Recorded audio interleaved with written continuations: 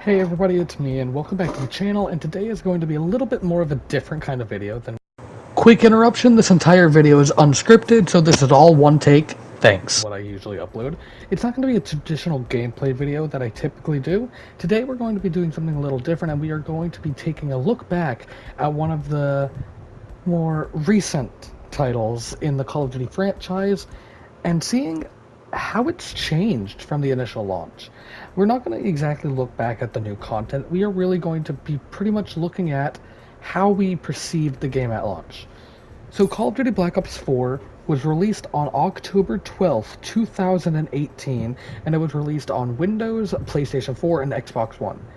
The initial reveal date, was back in August, and it was the first time we had a live reveal where there was an actual audience, there was a stage, it was crazy, and it was advertised to be the most replayable Call of Duty game in history.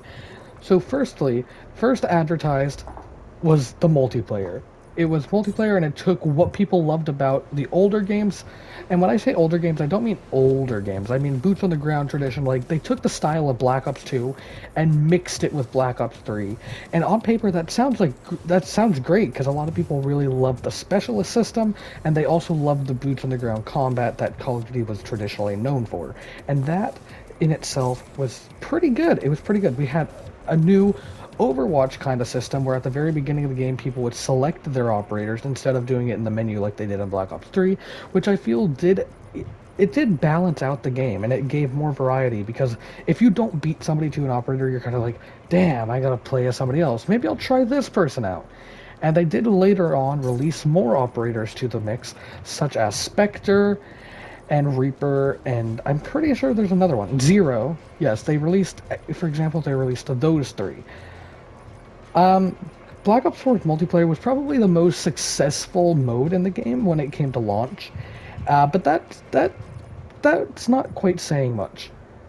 The next thing advertised in the reveal was zombies, and it was advertised, and people went crazy because we just got off of Call of Duty Black Ops 3, which was Treyarch's last game, that not only received a great on-disc map, a great pre-order bonus, as in the Giant, and 4 amazingly expansive and unique zombies maps in the 4 DLCs. And it really set the stage and set expectations high for this game, because not only did we receive that, we also received Zombies Chronicles, which released the following year during Call of Duty Infinite Warfare's life cycle. So the bar was really high, and in Black Ops 4, during the reveal, there was going to be, for the first time ever, 4 maps on disc. 4 maps on disc. There would be Voyage of Despair, which would take place on the Titanic.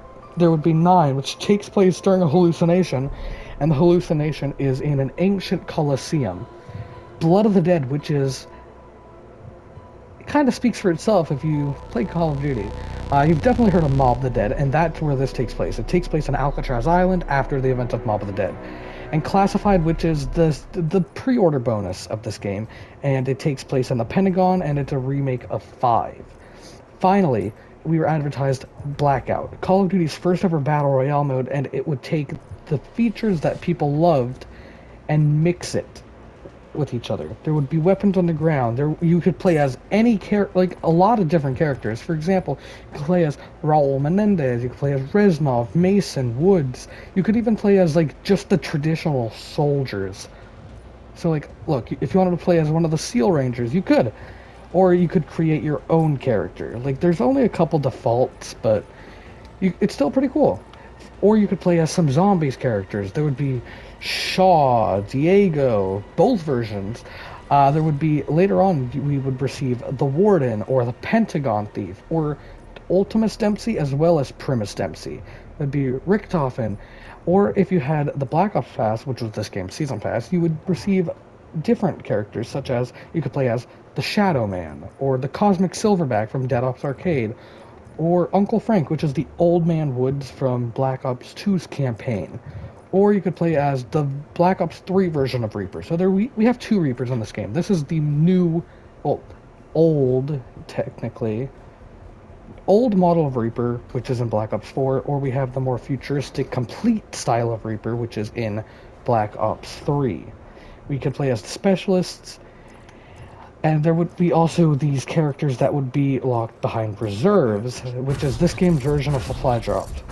So if you were to wanting to take a gamble and say, hey, maybe I will try to get a Blackout character, you could. And I believe that's where I got Blackjack and the Pentagon Thief, and I know I got the zombie from there. Um, Blackout was Blackout was fun. Blackout was really fun, and I feel like if Blackout received some more time before launch, it could probably be so much better than it is now. Because for those of you who don't know, Blackout wasn't initially in the game when they started to develop it. They actually were working on a campaign, but it was scrapped for the Battle Royale concept to compete with the success of Fortnite at the time. And it's there's still a competition between Warzone and Fortnite, but I feel like the heat's kind of dialed down now. So Black Ops 4 had all this content at launch, not to mention an entire DLC cycle, and things just went wrong.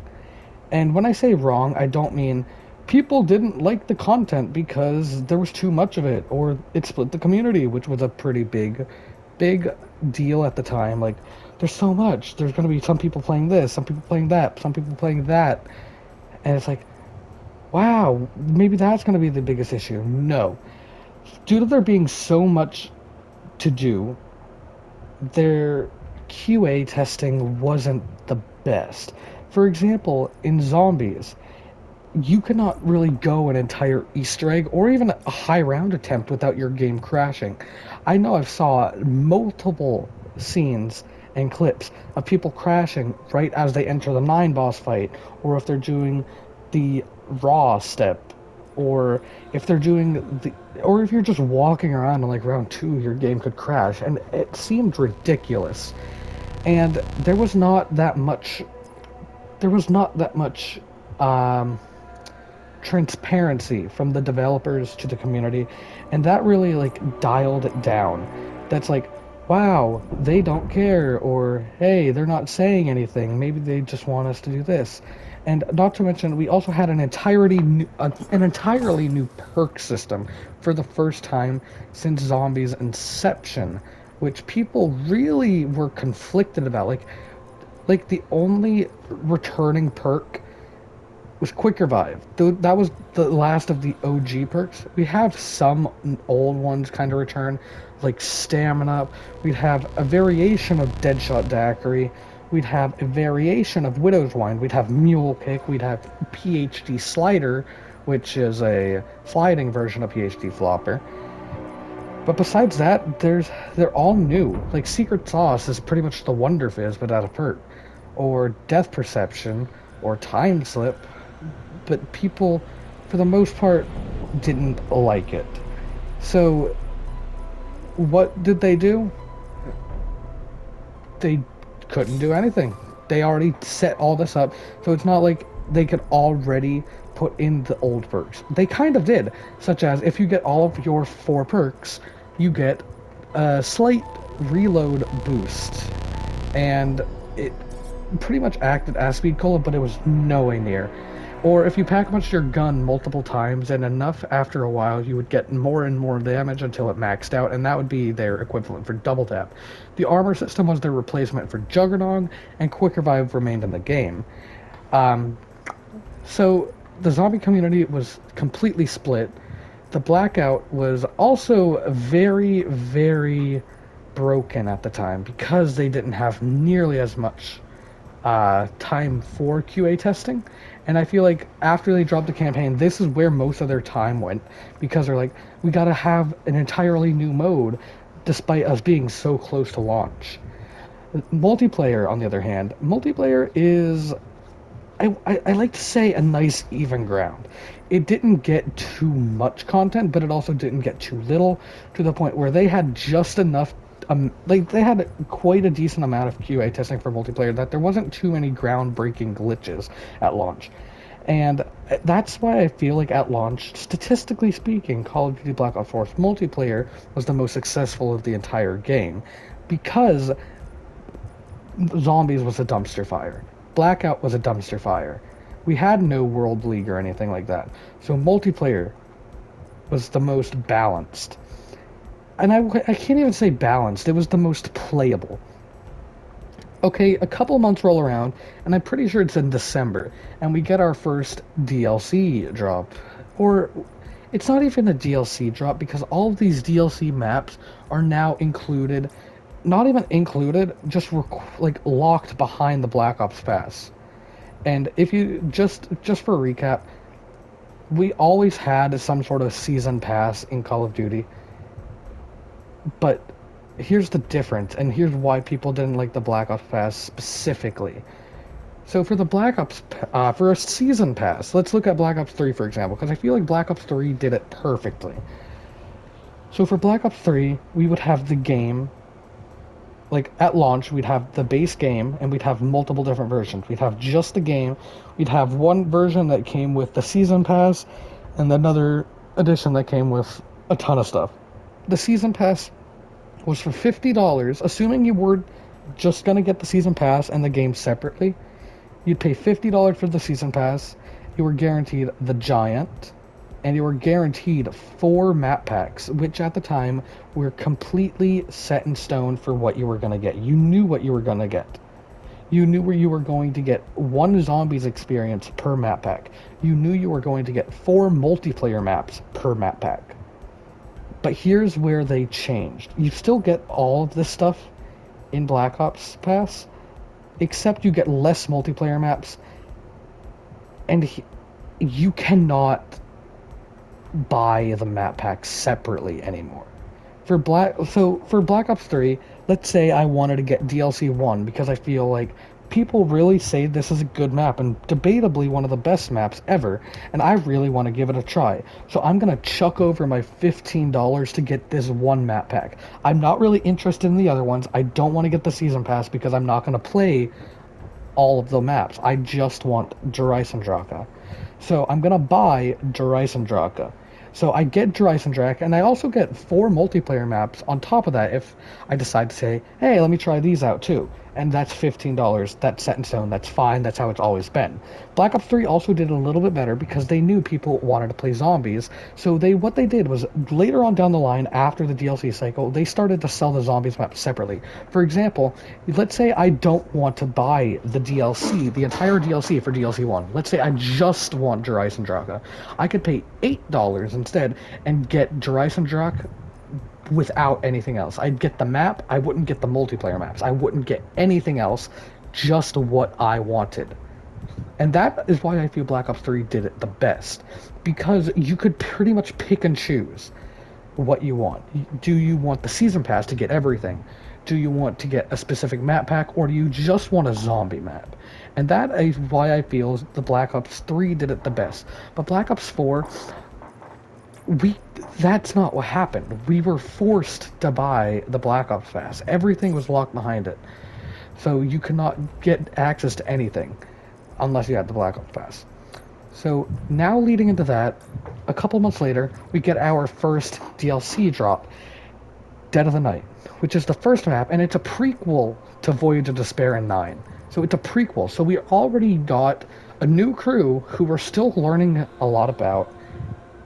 But since it's a prequel, and it's also a celebrity cast, not only did we just get a new crew, we're getting another new crew, and we don't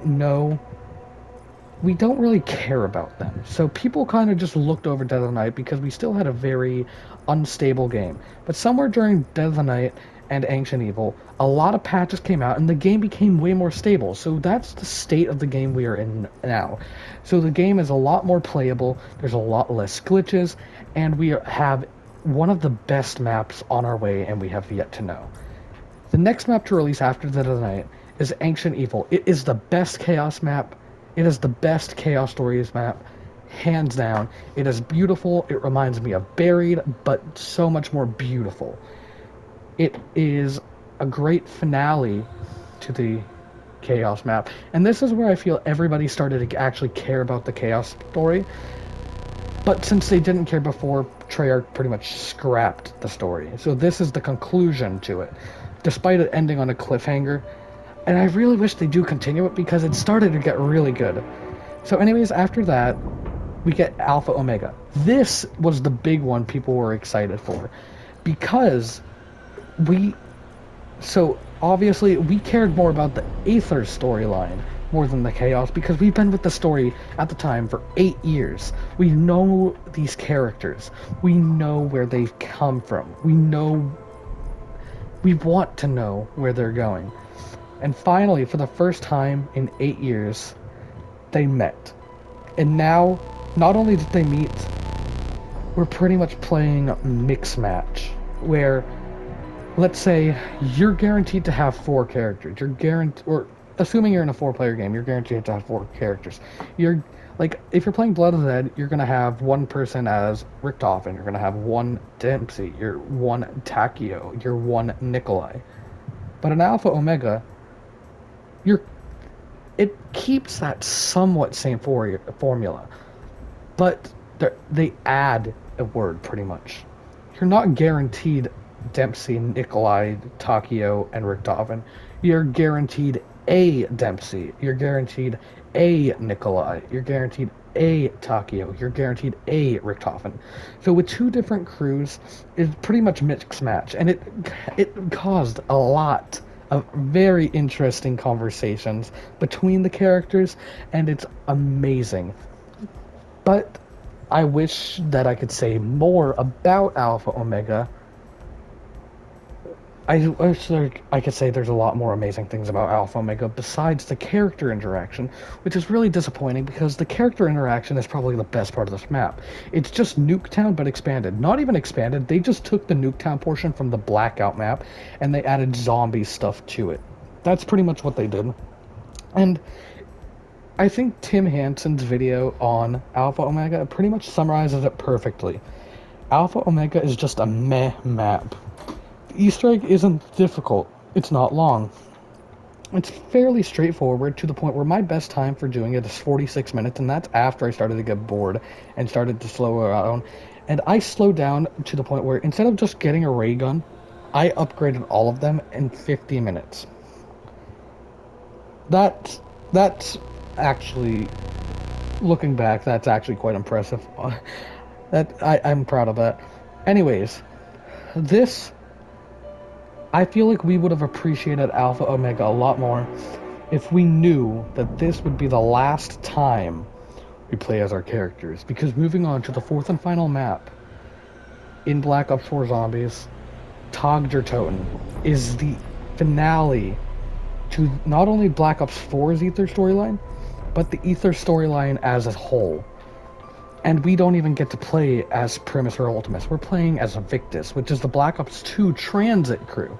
We're playing as Abigail Brierton, or Misty. We're playing as Russman, Samuel Stuhlinger. We're playing as Marlton. We're playing as them, and we are back in Call of the Dead. Like the Call of the Dead Siberia lighthouse location thing area. And that's where we are. I'm not going to go into more detail because I don't feel like I need to. You all know what Call of the Dead is. You all know what Tag der Toten is. You all know what all this is. But I just want to point out a pattern that is very noticeable, but I want to point it out anyways. Blood of the Dead, Mob of the Dead remake.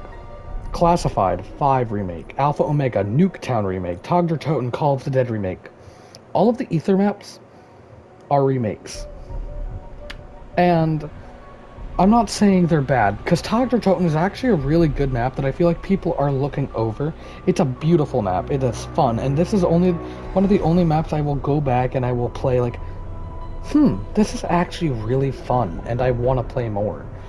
Tag der Toten's a beautiful map, but I feel like people wanted more original stuff. I mean, we just got off of Zombies Chronicles, and I mean, Jason Blundell and Craig Houston did ask, would anybody be interested in Zombies Chronicles 2? But I don't think this is what we meant.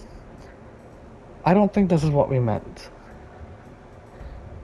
And that's all I have to say. That's where we were during Black Ops 4.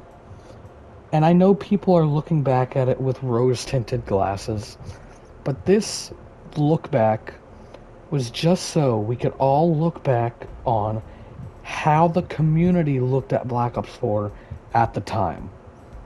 Because everything, no matter what, after a while, or not everything, most things after a while, you're going to look back at it with rose-tinted glasses like, those were the days, that wasn't that bad. And I'm not saying Black Ops 4 was bad. I'm not saying Black Ops 4 was good. This video is not about my opinion. This is just to remind everybody what we were all looking at Black Ops 4 like what Black Ops 4 was looking like during its life cycle and how the majority of the community reacted to it. That was just the point of this, and that was all. That this is not to state my opinion. And